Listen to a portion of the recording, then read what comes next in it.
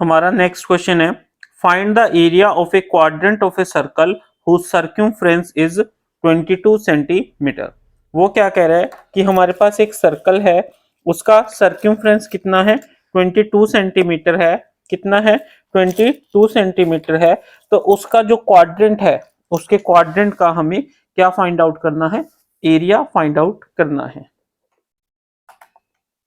ठीक है, तो अब हम इसको कैसे करेंगे, देखिए।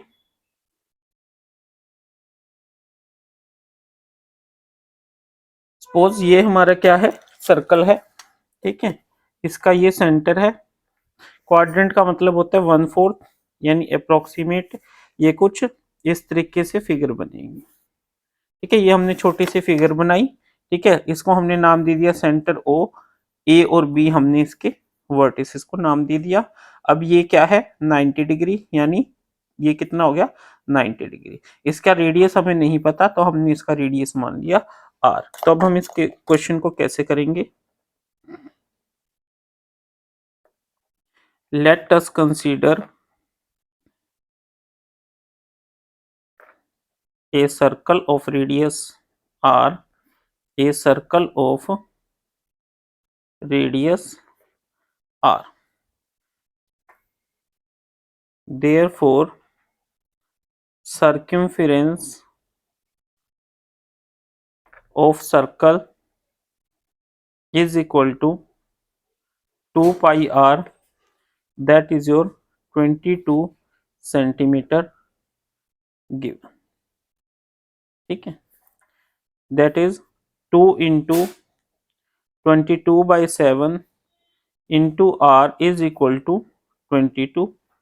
ठीक है, और r इज इक्वल टू 7 उधर चला गया और 22/2 नीचे आ गया। ठीक है, 22 से 22 cancel, therefore r is equal to 7/2 centimetre.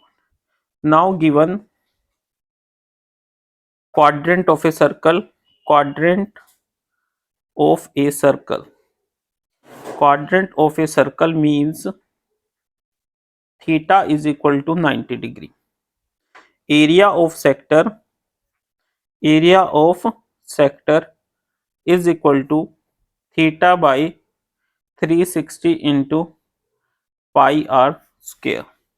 ठीक है, थीटा कितना है, 90/360 इंटू 22/7 इंटू 7/2 इंटू 7/2।